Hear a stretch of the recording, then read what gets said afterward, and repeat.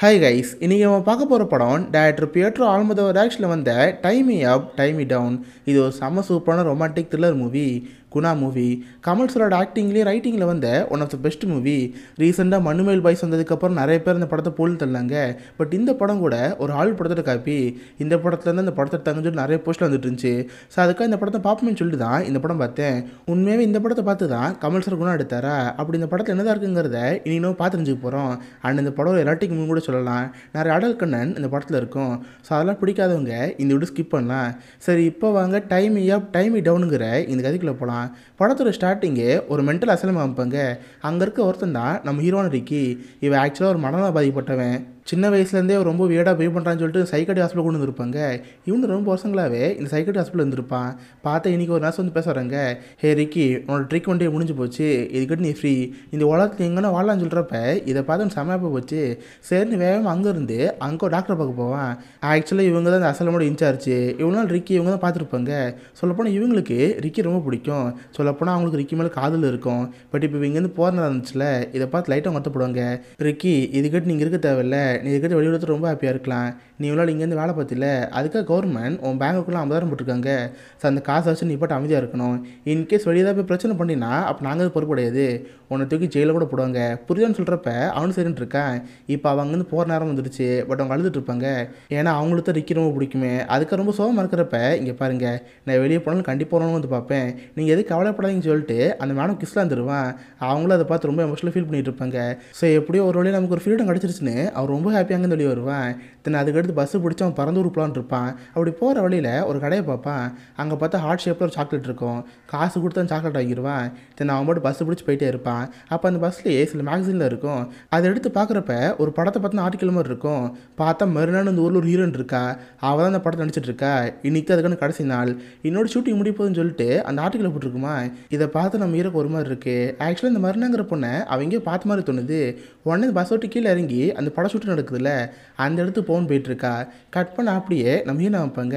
நம்ம ஹீரோட பேர் மரினா. ஆக்சுவலாக இவன் ஒரு பான் ஆக்ட்ரஸாக இருந்தவ. ஒரு 2-3 வருஷம் முன்னாடி இருக்கும். அப்போ ஒரு பான் ஆக்ட்ரஸாக இருந்திருப்பா. அது இப்போ செக்ஸ் ஒர்க்கராக இருக்கிறது, ப்ராஸ்டியூஷன் பண்ணுறது, இந்த மாதிரி பண்ணிட்டு இருந்திருப்பா. பட் அதுக்காக அவளுக்கே மனசு மாதிரி இருக்கும், நம்ம இதுக்கு இந்த மாதிரி பண்ணணும், ஒரு 4 மணி ஆக்ட்ரஸாக இருப்போம்னு சொல்லிட்டு இந்த மாதிரி சினிமாக்கு வந்திருப்பா. இன்றைக்கி தான் பண்ணுற படத்தோட கடைசி நாள். இன்றைக்கி அவளை கொலை பண்ணுற மாதிரி ஒரு சீன் இருக்கும். சரி, சீன் அடிக்க போகணும்னு சொல்லிட்டு இவ பாட்டு அங்கே கிளம்பி போயிடுவா. கரெக்டாக அப்போ தான் நம்ம ஹீரோன்னு ரிக்கி அங்கே வருவான். அவன் ஷூட்டிங் ஸ்பாட் வந்தோடனே அவனுக்கு எல்லாம் ஆச்சரியமாக இருக்கும். அங்கே ஒவ்வொரு பொருளையும் வித்தியாசமாக பார்த்துட்டு இருப்பான். படத்தில் நடிகையில் யூஸ் பண்ணுற வீக்கு மீசெல்லாம் இருக்கும்ல, அதில் எடுத்து பேக்கில் வச்சுருவான். தென் அதுக்கடுத்து வர வரல சாக்லேட் வாங்கியிருப்பான்ல, அந்த ஹார்ட் ஷேப் சாக்லேட்டை நம்ம மீனோட பேக்கில் போட்டுருவான். தென் ஷூட்டிங் நடக்குன்னு பார்ப்போன்னு சொல்லிட்டு ஷூட்டிங்ல எட்டி பார்த்துட்டு இருப்பான். பார்த்தா நம்ம மீனோட சீன் போயிட்டுருக்கோம். நம்ம ஹீரோயின் அவளோட வீட்டில் இருப்பா. அப்போ ஏதோ ஒரு கில்லர் வந்து நம்ம மீனை கொல்ற மாதிரி இருக்கும். இதான் அந்த படத்தோட சீனு. எப்படி ஒரு சக்ஸஸ்ஃபுல்லாக அந்த சீன் நடிச்சு முடிச்சிருவா. டீமில் கில்லர் பாராட்டுவாங்க, மேடம் சூப்பர், எப்படி ஒரு ஷூட்டிங்லாம் முடிஞ்சிருச்சு, இதோட பேக்கப் பண்ணலான்னு சொல்லிட்டு எல்லாத்தையும் பேக்கப் பண்ணிட்டு இருப்பாங்க. இவ்வளோ சேர்ந்து அங்கேருந்து போதா இருப்பா. பார்த்தா இந்த படத்தோட டேரக்டர் அவள் நடக்க முடியாது, எப்போவும் வீல் சேரில் தான் இருப்பார். என்ன மாதிரி நான் ஷூட்டிங்கில் முடிஞ்சு போச்சு, ஷூட்டிங் முடிஞ்சனால நைட் ஒரு பார்ட்டி வச்சுருக்கோம், நீ கொஞ்சம் நேரம் 2 பழமே கேட்குறப்ப, சாரி சார், இப்போ ஸ்டண்ட் பண்ணோம்ல, அது லைட்டாக பல் அடிபட்டுருச்சு, எனக்கு வீட்டில் ஒரு பெயின் கில்லர் இருக்குது, அதை போட்டு வந்துடுறேன், தன்னாடி கொஞ்சம் ஃப்ரெஷ்ஷப் ஆகிட்டு வந்துடுறேன்னு சொல்கிறப்ப அந்த டேரக்டர் சரி சொல்கிறாரு. இவ்வளோ சேர்ந்து வேகமாக வீட்டுக்கு போகிறதா இருக்கா. அப்போ தான் கரெக்டாக நம்ம ஹீரோ அங்கே வருவான். மேடம் பார்த்து, மேடம் என்ன ஞாபகம் இல்லையா, என்னோட பேர் ரிக்கி, நான் கொஞ்சம் வருஷம் உங்களை பார்த்து பேசினேன், நான் ஞாபகம் இருக்கான்னு கேட்குறப்ப ஆளுக்காக ஞாபகம் இருக்காது. சார் எனக்கு டைம் ஆயிடுச்சு, நான் இங்கேருந்து போகணுன்னு சொல்கிறப்ப, மேடம் வெறும் கொஞ்ச நேரம் தான், என்கிட்ட கொஞ்ச நேரம் மட்டும் பேசுங்கன்னு சொன்னால் அவளை கேட்க மாட்டா. கார் எடுத்துகிட்டு அவள் பாட்டாங்க கிளம்பிட்டே இருப்பா. இதை பார்த்து ஹீரோ கடுப்பாயிரும். வேறு வழியே இல்லை, நம்ம ஹீரோனை பார்த்து பேசி ஆகணும். அவளை ஃபாலோ பண்ணிட்டு போவோன்னு நம்ம ஹீரோ ஃபாலோ பண்ணிட்டு போகிறான். எப்படோ ஒரு அளவு தங்கி இருக்கிற வீடு கண்டுபிடிச்சிடறான். அது பார்க்கறதுக்கு ஒரு அப்பார்ட்மெண்ட் மாதிரி தான் இருக்கும். மொத்தமே 2 வீடு தான். ஒரு வீடு காலியாக இருக்குது, ஒரு வீட்டில் மட்டும் தான் நம்ம ஹீரோ இருக்கா. இவன் மெதுவாக அங்கே போகிறப்ப ஒரு வயசான தாத்தாங்க இருப்பார். இவர் தான் காலியாக இருக்கிற அந்த பக்கத்து வீட்டோட ஓனர். அவர் நம்ம ஹீரோனை பார்த்து, பாப்பா நான் ஒரு லீவ் விஷயம் வெளியூர் வரையும் போகிறேன், கொஞ்ச நாளைக்கு இங்கே வர மாட்டேன், நீ ரூம் பத்திரம் பார்த்துக்கணும்னு சொல்கிறப்ப அவள் சேர்த்து தான் சொல்கிறா. அவரும் மெதுவாக அங்கே கிளம்பி போகிறாரு. இதெல்லாம் நம்ம ஹீரோ ஒளிஞ்சு பார்த்துட்டு இருப்பான். தென் அதுக்கடுத்து இவன் மெதுவாக போய் காலிங் பண்ண அமுக்குவான். நம்ம ஹீரோனுக்கு அது யாருன்னு தெரில. ஒரு நாள் தாத்தா திரும்பிட்டார் போல். திறந்து பார்ப்போன்னு பார்த்தா நம்ம ஹீரோ தான் வந்திருப்பான். இவனை தான் ஷூட்டிங் ஸ்பாட்லேயே பார்த்தாலே இவனை இங்கே வந்துட்டான்னு சொல்லிட்டு கதை சாசை ட்ரை பண்ணுவா. இதை பார்த்து அவனுக்கு கடுப்பாயிரும். கையை உள்ளே விட்டு நம்ம ஹீரோனை மண்டையை பிடிச்சிருவான். தென் அப்படியே அடிச்சு பிடிச்சி ரூம்குள்ளே வந்துடுவான். நம்ம ஹீரோனோட கைக்கெல்லாம் பிடிச்சி வைக்கிறப்ப அவளை பயம் ஆரம்பிச்சிடும். ஹெல்ப்னு கத்துறப்ப இவனுக்கு என்ன சொன்னே தெரில. மண்டையை வச்சு அவன் மண்டையில் ஒரே முட்டு, அவ்வளோதான் நம்ம மயக்கமும் கீழே வந்துடுவா. கட் பண்ணால் கொஞ்ச நேரம் கழிச்சு கண்டுபிடிச்சி பாப்பா, பார்த்தா பெட்டில் படுத்திருப்பா, சைடில் அவனும் இருப்பான். அவனை பார்த்துட்டு செம பயம் வந்துடும். எகைன் கத்துறப்ப, இங்கே பாரு, நீ கத்தினாலும் எந்த ஒரு பிரச்சனை கிடையாது, பக்கத்தில் யாரும் இல்லையே, உன்னை காப்பாற்ற யாரும் வரமாட்டாங்கன்னு சொல்கிறப்ப இவளுக்கு என்ன செய்ய தெரில. அதுபோக அவன் மண்டையில் முட்டினால லைட்டாக ஒளிர ஆரம்பிச்சிடும். ஆல்ரெடி ஷூட்டிங் ஸ்பாட்டில் பல்லு அடிச்சிட்டு இருந்துச்சுல, அதுன்னு அதிகமாகிட்டே இருக்குது. பாத்ரூமில் போய் வாயெல்லாம் குடிச்சிட்டு இருக்கிறப்ப இவன் பெருசாக கண்டுக்க மாட்டான். அப்போ தான் நம்ம ஹீரோ ரூமில் பார்ப்பான். பார்த்தா ரூம் ஃபுல்லாகவே நான் டெஸ்க்டாப்பாக இருக்குது.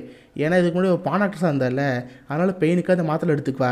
இவள் அதெல்லாம் பார்த்துட்டு இருக்கிறப்ப இவளுக்கு எப்படியோ இங்கே தப்பிக்கணும்ல. பக்கத்துலேயே பார்த்தா ஒரு கிளாஸ் இருக்கும், அதை எடுத்து மண்டையிலே போட்டு இங்கேருந்து எஸ்கேப் பண்ண ட்ரை பண்ணுவா. பட் பார்த்தா அவன் பிடிச்சி வச்சுக்குவான்.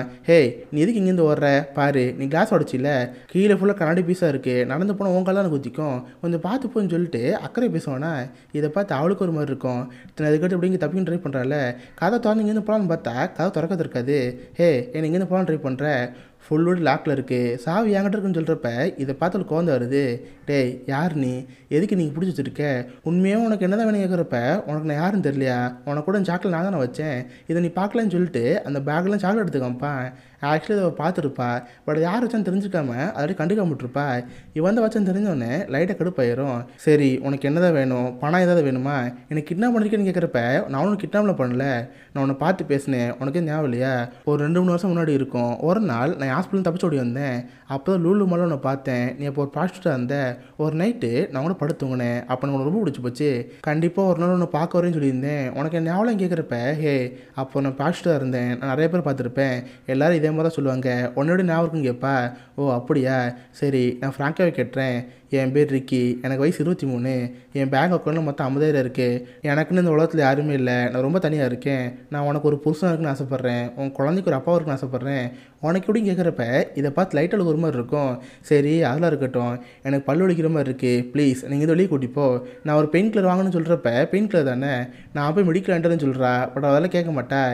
டேய், நான் ஒரு பான் ஆக்டர்ஸ் இருந்தவடா, எனக்கு வலி அதிகமாக இருக்கும், ஸோ பெயின் கில்லருக்கு பதிலாக ட்ரக்ஸ் யூஸ் பண்ணால் எனக்கு அந்த பெயின் போகும், இந்த ட்ரக்ஸை வாங்குறதுக்கு டாக்டரோட ப்ரிஸ்கிரிப்ஷன் தேவை, எனக்கு தெரிஞ்ச டாக்டர் ஒருத்தவங்க இருக்காங்க, அவங்க நான் கேட்டால் மட்டும் தான் தருவாங்க, நீ என்னையும் கூட்டி போனால் மட்டும்தான் ட்ரக்ஸும் கிடைக்கும், என்னை வெளியே கூட்டிப்போன்னு சொல்கிறப்ப இதை பார்த்து அவனும் பாவமாக இருக்குது.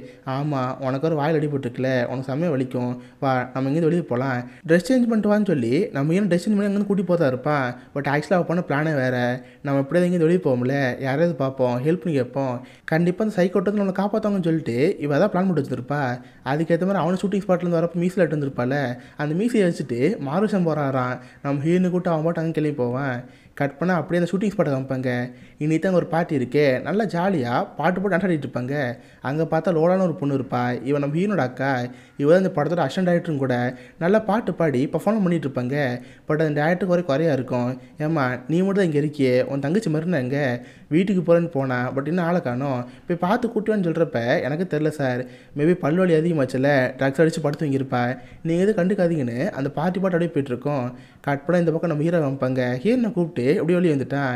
பட் இவன் இங்கேருந்து தப்பிச்சு போனாலும் போகல, எதுக்கு சேஃப்டி இருக்கட்டும்னு சொல்லிட்டு கையில் ஒரு ஹேண்ட் கஃப் மாட்டியிருப்பா. இதுக்கிட்ட அவளால் தப்பிச்சு போக முடியாது. இப்போ 2 பேரும் சேர்ந்து ஒரு டாக்டர் வீட்டுக்கு போவாங்க. இவன் எப்பவுமே அந்த டாக்டர்கிட்ட ப்ரிஸ்கிரிப்ஷன் வாங்குவா.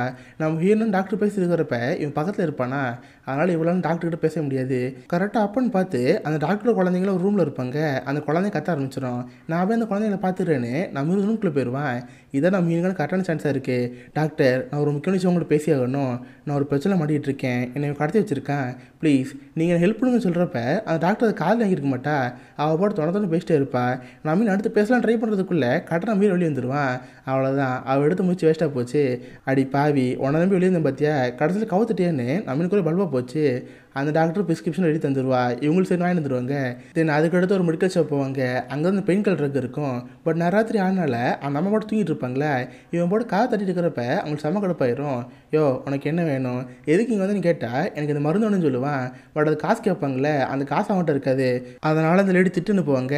வந்துட்டான் நிறைய டிஸ்டர்ப் பண்ணுறதுக்கு, காசுலாம் இங்கேருந்து போடான்னு சொல்கிறப்ப, இல்லை மேடம், நான் காசு ரெடி பண்ணிட்டு வரேன், வந்தால் தருவீங்களான்னு கேட்டால் நான் தரமாட்டேன், எனக்கு ரொம்ப டயர்டாக இருக்குது, போய் தூங்க போகிறேன், உனக்கு வேணும் நாளைக்கால் வாங்கி சொல்கிறப்ப, இல்லை மேடம் எனக்கு இப்போ வேணும், வேற எங்கே கிடைக்குன்னு கேட்டால் பக்கத்தில் சில பேர் இருப்பாங்க, பிளாக் மார்க்கெட்டில் விற்பாங்க, நீ வேணால் அங்கே வாங்கிக்கோன்னு சொல்லிட்டு அவங்க போட்டு காசு தூங்க போயிடுவாங்க. இப்போ இவனுக்கு என்ன செய்யவே தெரில, நம்ம ஹீரோக்கு வலி அதிகமாகிட்டே இருக்குது. சரி, நீ திரும்ப ரூம்ல ஏறு, நான் எப்படியாவது கஷ்டப்பட ட்ரக்ஸ் ஆகிட்டாருன்னு சொல்லிட்டு நான் மீன் உள்ள கட்டி போட்டு போயிடுவேன். அதுவோ சத்தம் போடக்கூடாதுன்னு வாயில் டேப் போட்டிடுவான். அது ரொம்ப ஸ்ட்ராங்கான டேப்பு. நான் மீன் என்னதான் கத்தினாலும் அவளால் பேச முடியல. இவனும் அப்படியே வீடு விட்டு கீழே நீங்கள் வந்து மெதுவாக தெருவு நடந்து போயிட்டே இருப்பான். யாரான்னு ட்ரக்ஸ் விற்பாங்களா, யார்கிட்ட வாங்க முடியும்னு சொல்லிட்டு ஒவ்வொருத்தனையும் பார்த்துட்டு இருப்பான்.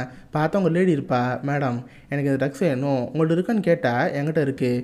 சரி நீ இங்கே நில்லு, நான் அப்போ இதை எட்டு வரேன்னு நம்ம பேர் அங்கேயே நிற்க வச்சுக்குவா. தென் பார்த்தா ஒரு செவ்வறு இருக்கும், அது பண்ண ட்ரக்ஸை ஒடிச்சு இருந்திருப்பா. அதை போய் அவங்க எடுக்கிறப்ப கரெக்டாக நான் மீறி அங்கே வருவேன். டே, நான் அவன்கிட்ட என்ன சொன்னேன், அங்கேயே தான் நிற்க சொன்னேன், எதுக்கு இங்கே வந்தேன்னு கேட்டால் அவங்க கையில் ஒரு கத்தி இருக்கும், அதை எடுத்து அந்த பொண்ணு கழுத்தில் வச்சுருவேன். ஏண்டி, நானும் காசு கொடுத்து வாங்கிட்டு போவீங்க வந்தேன், என்கிட்ட சுத்தமாக காசு இல்லை, இப்போதைக்கு இந்த காசு தான் இருக்குது, இதை வச்சுட்டு ட்ரக்ஸை கொடுன்னு சொல்லிட்டு அவன் பாட்டு அங்கே திருடிட்டு போயிடுவான். அந்த பொண்ணுக்கு ஒரு வழி தெரில, அந்த ட்ரக்ஸை கொடுத்து அனுப்பிடும். இவனும் அதை வாங்கிட்டு திரும்ப வீட்டுக்கு வந்துட்டு இருப்பான். கட் பண்ண இந்த பக்கம் அந்த படத்தை டேரக்டர் அமைப்பாங்க. அவர் பார்ட்டில் முடிஞ்சு வீட்டுக்கு வந்துட்டு இருப்பாரு. காலெடுத்த சீனை திரும்ப போட்டு பார்த்துட்டு இருப்பாரா. அவருக்கு நம்ம ஹீரோயின் ஞாபகம் வந்துடும். சரின்னு உடனே ஹீரோயின் ஃபோன் பண்ணுவார். பட் பார்த்தா ஹீரோயின் ஃபோன் எடுக்க மாட்டா. வேறு வழியில இவர் வாய்ஸ் யூஸ் பண்ணுவார். மறுனா நீங்கள் ஒன்று பார்ட்டி கூப்பிட்டல, எதுக்கு வராமல் போனேன், சரி அதெல்லாம் இருக்கட்டும், நாளைக்கு டப்பிங் ஸ்டுடியோவாவது வருவியா, படத்தை டப்லாம் பண்ணுன்னு சொல்கிறப்ப அங்கே ரெஸ்பான்ஸே வராது. பார்த்தா நம்ம ஹீரோ நல்லா கேட்டுட்ருப்பா. அவளுக்கு பேசணும்னு தோணுது. பட் கை கையெல்லாம் கட்டி போட்டிருக்கால, வாயில் டைப் இருக்குது, பேச முடியாமல் இருக்கா. ஸோ அந்த டேரக்டர் சேர்ந்து ஃபோன் வச்சுருவார். கட் பண்ணால் கொஞ்ச நேரம் கழிச்சு நம்ம ஹீரோ அங்கே வருவான். இந்த நிகர் ட்ரக்ஸு இது யூஸ் பண்ணி படுத்துவங்கன்னு 2 பேர் படுத்துக்கிட்டு இருப்பாங்க. நம்ம ஹீரோக்கு ஒரே 2 தான். எப்படியாவது இவங்ககிட்ட இருந்து இங்கே தப்பிச்சு போனால் போதுங்கிற அளவுக்கு தவா இருக்கா. நம்ம ஹீரோ அந்த பக்கம் தூங்கிட்டு இருப்பான். பார்க்குற தூங்குன மாதிரி இருக்கும். அவனு அதுக்கேற்ற மாதிரி கொட்டவரமாக சவுண்டாக கொடுத்துட்டு இருப்பான். பட் ஆக்சுவலாக தூங்கி இருக்க மாட்டான். இதான் சான்ஸ் தேவை. அவன் பேண்ட் பாக்கெட்டில் சாவி தொங்க விட்டுருப்பான். அதை அப்படி நைஸ் எடுக்கலான்னு போயிட்டுருப்பா. அவள் எடுக்கிறாங்கிறது இவனுக்கு தெரியும். வேணும்னு அந்த பக்கம் திரும்பி படுப்பானா, அதுக்கேற்ற மாதிரி அவளும் படுத்துட்டுருப்பா. தென் அவனும் எழுந்து, இங்கே பாரு, நீ என்ன தான் ட்ரை பண்ணாலும் இங்கே தப்பிக்க முடியாது, பேசாமல் அமைதியாக படுத்தவங்கன்னு சொல்கிறப்ப அவளுக்கு என்ன செய்யணும் தெரில. சரின்னு அவளை அப்படியே படுத்துங்கிடுவா. கட் பண்ணால் அடுத்த நாள் கலாயிரும். இந்த பக்கம் அந்த டேரக்டர் அவர் ஸ்டுடியோவில் இருப்பாரா. டப்பிங் ஸ்டார்ட் ஆயிரும். பட் பார்த்தா நம்ம மீன் வரவே இல்லை. ஹே லோலா, உன் தங்கச்சி எங்கே தான் போனா, நேற்று பார்ட்டிக்கு வரல, நீ டப்பிங் வரல, எதுக்கு நீ இப்போ அவளை வீட்டில் பாரு, அவள் அங்கே இருந்தால் கூட்டி வான்னு சொல்கிறப்ப இவ்வளோ சேர்ந்து கிளம்பிட்டு இருக்கா. இந்த பக்கம் நம்ம ஹீரோ காமிப்பாங்க. பார்த்தா நம்ம மீன் தூங்கிட்டு இருப்பாளா. அவளை அப்படியே அழகாக ஒரு டிராயிங் மாதிரி வரைஞ்சிட்டு இருப்பான். தென் அதுக்கடுத்து அவளுக்கு சாப்பாடு ரெடி பண்ணுவான். அவள் கை கட்டில் அவுத்து விட்டு, இந்த சாப்பாடு உனக்காக ரெடி பண்ண சொல்கிறப்ப அவளுக்கு அதை பற்றி கடுப்பாக தான் இருக்கும். சாப்பிடாம அப்படியே உட்காந்துருப்பா. தென் கொஞ்ச நேரம் கழிச்சு, சரி நான் வெளியே போகிற மாதிரி இருக்கு, நீ அப்படியே அமைதி இங்கே இருக்கணும், உன் கை காலெலாம் கட்டி வச்சு தான் போவேன், அமைதியாக மட்டும் இருக்கணும்னு சொல்லிட்டு அவள் கை காலை கட்டி வச்சுட்டு போயிடுவான். கரெக்டாக அவன் வீட்டு வெளியே போகிற அடுத்த செகண்ட் தான் அவள் தங்கச்சி லோலா அந்த பக்கம் வருவா. அவள் வந்தவ கால் முடிச்சுட்டு இருப்பாளா. உள்ளே தான் மீன் இருப்பா. கத்தி யாராவது கூப்பிடலான்னு பார்ப்பா. பட் அவள் வாயில் டேப் போட்டிருக்கே, அதெல்லாம் அவங்க அக்கா உள்ளே வர மாட்டா. அவளுக்கு நம்ம மீன் வீட்டுக்குள்ளேன்னு தெரியல. சரி இங்கே வெளியே போயிருப்பா போல, அவளுக்கு லெட்டர் மறுபடியும் எழுதுன்னு சொல்லிட்டு நம்ம ஹீரோக்கு லெட்டர் எழுதுவா. அதுப்போ அவங்க அக்கா கிட்டேயுமே ஒரு ஸ்பேர் கீ இருக்கும். நம்ம ஹீரோனோட நேரத்தில் அவங்க தான் வீட்டுக்கு வந்து செடிக்கெலாம் தண்ணி பாய்ச்சுவாங்க. சரி நம்மளே உள்ளே போவோன்னு காத்து உள்ளே போயிடுவா. பட் நம்ம மீன் வேறு ரூம்குள்ளே இருப்பா. அந்த ரூம்குள்ளே இவங்க போக மாட்டாங்க. இவ்வளோ கற்று ட்ரை பண்ணுவா. உடல கத்தவே முடியல. அந்த அக்கா வீட்டுக்கு வருவாங்க. வேறு 5 நிமிஷம் தான். தண்ணி பாய்ச்சிட்டு அவங்க பாட்டு அங்கே கிளம்பிட்டே இருப்பாங்க. இதை பார்க்க நம்ம என்ன செய்ய தெரில. கரெக்டாக அவங்க அக்கா வெளியே போகிறப்ப நம்ம பொருட்கள் வாங்கிட்டு வீட்டுக்கு வந்துடுவான். அவனுக்கு வாசலில் பார்த்து ஒரு பேப்பர் இருக்கும். அப்போ தான் தெரியுது அவங்க அக்கா இங்கே வந்துட்டு போயிருக்காங்கன்னு சொல்லிட்டு. இதை பார்த்து லைட்டாக ஒன்று பயமாயிருச்சு. ஏன்னா ஒரு நிமிஷம் முன்ன பின்னா இருந்தால் கூட இவனை பார்த்துருப்பாங்க. ஈஸியாக நம்ம ஈவினிங் தவிச்சு போயிருப்பா. வேறு ஏதாவது பண்ண யோசிக்கிறப்ப தான் பக்கத்தில் ஒரு வீடு இருக்கே, அந்த வீட்டில் இப்போதைக்கு யாரும் இல்லை, பேசாமல் அந்த வீட்டுக்கு மாறுவோன்னு சொல்லி லாக்கில் உடச்சிருவான். நம்ம ஹீனு கூட்டு அந்த ரூமுக்கு போவான். நம்ம மீன் கோவம் தான் வருது. டே, எதுக்கு என்னோட டார்ச்சர் பண்ணிகிட்டு இருக்க, எனக்குன்னு குடும்பம் இருக்குது, அவங்க தேடிட்டு இருப்பாங்க, 2 நாளுக்குலாம் அவங்களுக்கு ஃபோன் பண்ணவே இல்லை, ப்ளீஸ் நான் எங்கள் அம்மாக்காவது ஃபோன் பண்ணி பேசுகிறேன்னு சொல்கிறப்ப, ஆமாம் உன்னை பார்க்க பாவமாக தான் இருக்குது, சரி உங்கள் அம்மாட்ட பேசு, பட் நான் அவனை பிடிச்சி வச்சுருக்குங்கிற விஷயத்த அவங்களுக்கு சொல்லக்கூடாது புரியுதான்னு சொல்கிறப்ப அவளு சரின்னு இருக்கா. உடனே அவனு கை கட்டில் அவுத்துட்ருவான். இவ்வளோ ஃபோன் பண்ணுவா. அம்மா நான் இந்த மாதிரி வெளியூர் போகிறதா இருக்கேன், கொஞ்சம் ரிலாக்ஸ் ஆகணும், கொஞ்சம் நாளைக்கு என்ன ஃபோன் பண்ணாதீங்கன்னு சொல்லிட்டு அந்த ஃபோனை வச்சுருவா. இதை பார்த்து இவனுக்கு ஹாப்பி ஆயிரும். பரவாயில்லையே நம்ம சொல்கிறல செய்கிறாளே, இவளுக்கு நம்மளுக்கு பிடிச்சிருக்கான்னு சொல்லிட்டு அவனுக்கு அவனே ஹாப்பி ஆயிடுவான். தென் அதுக்கடுத்து அவளுக்காக சமைச்சலும் போடுவான். இவ்வளோ சாப்பிட்டுட்டு இருப்பா. அப்போ அவனுக்கே தெரியாமல் கிச்சன்லேருந்து லைட்டர் ஆட்டையை பிடிச்சிக்குவா. பட் இந்த விஷயத்தை அவன் நோட் பண்ணியிருக்க மாட்டான். அவனுக்கே தெரியாமல் அதை மறைச்சி வச்சிருவா. இப்படியே நைட் டைம் ஆயிரும். திரும்ப நம்ம மையனுக்கு பழுவலி இருக்க மாதிரி இருக்குது.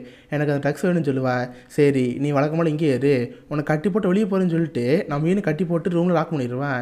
வழக்கமாக வெளியே போய் அந்த ட்ரக்ஸ்லாம் வாங்க ட்ரை பண்ணுவான். நேற்று போகிறப்ப மீசோட பேருனால ஆனால் இன்றைக்கி மீசெல்லாம் போவோம். யாருக்கு நான் தெரியாதுன்னு சொல்லிட்டு மற்றவங்க விசாரிச்சு பார்ப்பான். எனக்கு இந்த மாதிரி ட்ரக்ஸ் வேணும் கிடைக்குமான்னு விசாரிக்கிறப்ப நேற்று ஒரு பொண்ணு நாட்டை போட்டால அவள் இன்னும் அங்கேயே தான் இருப்பா. நம்ம ஹீரோ பார்த்து கண்டுபிடிச்சிருவா.